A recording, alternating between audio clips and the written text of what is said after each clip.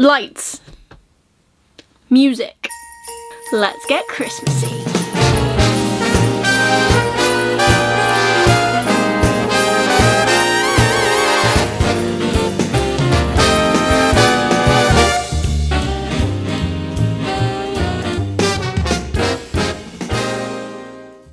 Hello everyone and welcome back to my channel. It's me again, Chelsea, and today I am bringing you the prettiest books that I think I have received this year in 2021. I have to admit that this is cut down a lot because I received so many beautiful books. A lot of them are from subscription boxes because honestly I swear Cerulean and Illumicrate have been knocking it out of the park recently, so I've got a couple of favourites from them, and then obviously I've bought like some special edition books and stuff, so I've included those as well.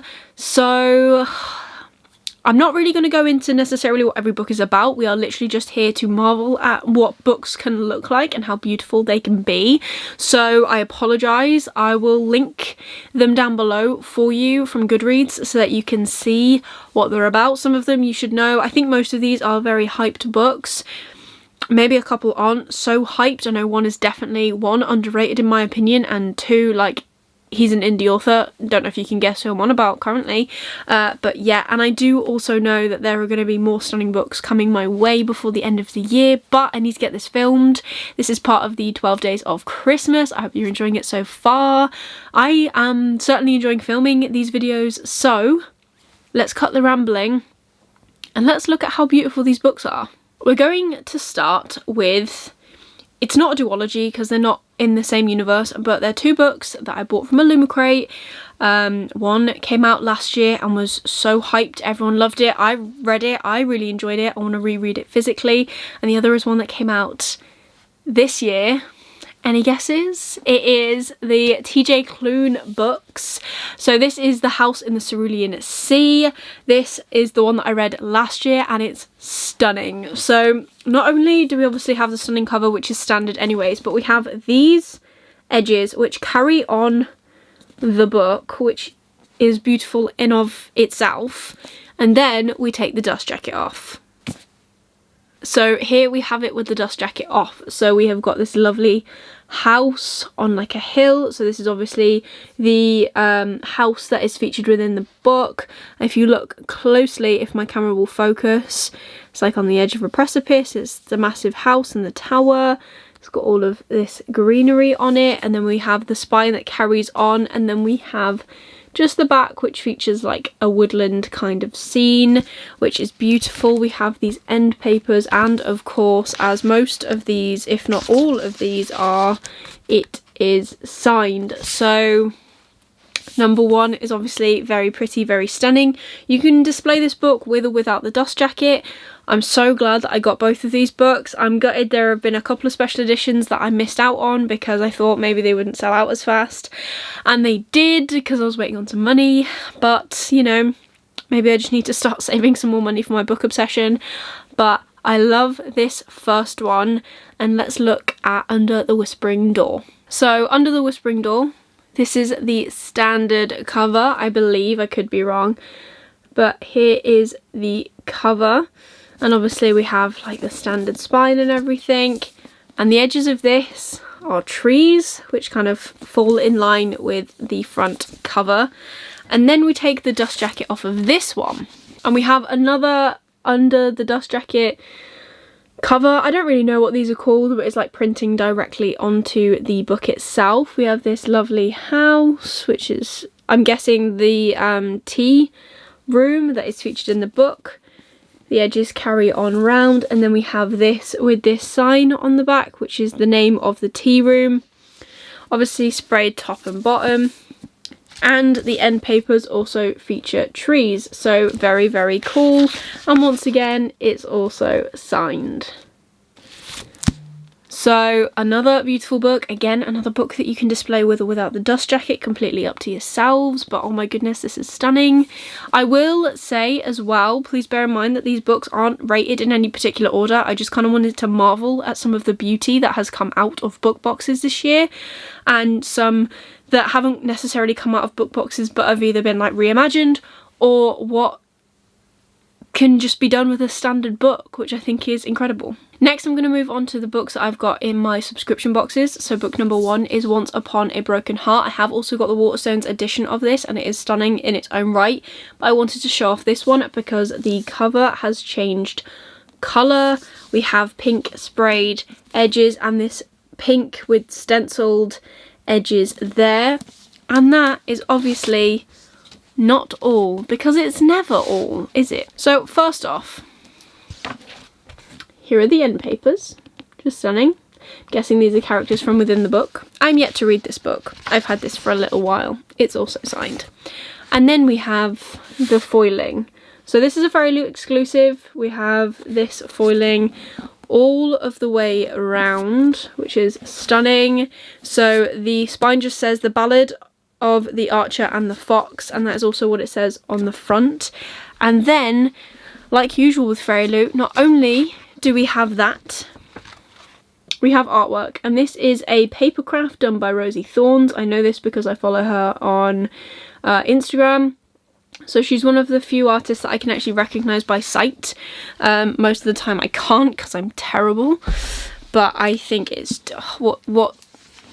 what has come of Stephanie Garber's mind and Rosie's creation is marvellous, shall we say. So yeah, there is one special edition book that has just been knocked out of the park. Next up is a recent book from my book box battles, and that is Little Thieves by Margaret Owen. So we have this stunning cover, which I think is the normal cover with stenciled sprayed edges, which is stunning. And if that wasn't enough, right, this is. And that is this under the dust jacket printy thing that seems to happen. Like I said, I have no idea what this is called, but I think it's stunning. So we have this as well. And then obviously the back, and look at all these characters. They're really cool and kind of creepy as well, to be fair. And I said it in my unboxing video, and I'm going to say it again now. This lad looks like Milo from the Atlantis films. You know, the Disney films? I really liked them as a kid. But yeah, that's what he looks like. And that's who he reminds me of. So there is nothing under the dust jacket, as in like dust jacket art, but I honestly think that this book doesn't need it, with the edges and the printing on the actual hardcover. Stunning. I think... love it. Next up, I think, is probably the prettiest book I can think of for this year. Like, if there was ever a winner, I do genuinely think it could be this one, because this book has no title on the cover, only on the spine. So this is Witches Steeped in Gold, and again I believe this is the Fairy Loot edition. We have stenciled edges all of the way round, and not only do we have foiling on the dust jacket, we have foiling under the dust jacket. So it is just on the front and kind of on the spine. But look, how beautiful. How beautiful is that? And obviously this side as well. And if that wasn't enough, we've also got more artwork. So these are obviously our two main characters. I believe this is going to be a series. So if that's the case, then I cannot wait to see what Fairy Loot do with the rest of the books. And I think these will be heavily sought after as well. And this is another one that is signed and has its own little special tip-in page, which I love. I think these are amazing. And then the final one that I'm including from a book box is actually none other than Empire of the Vampire. So this is the Illumicrate special edition, and I am going to have such a tough time with these books because, knowing me, I'm going to want to collect both the Illumicrate editions and the Waterstones exclusive editions. So that's the one problem with being a book collector, whatever I am. Do you know what? Even if I didn't film, I'd be enticed by the beautiful books that publishers are coming out with, because they've stepped up so much, even in like normal books that aren't included in book boxes. I love it. So this is, like I said, the Illumicrate edition. I have got the Waterstones edition, but it's black with black sprayed edges. There's not a lot of changes. This one, we have got a gold spine We have our white cover, obviously our gold accents, and it's white on the back as well. We have these stenciled sprayed edges, which just look like a Halloween movie, which is fantastic. We have foiling on the white book, which I think is a terrible idea. I'm not reading this one because I will get fingerprints all over it and I couldn't think of anything worse. So this one will be just the one that I sit and I stare at.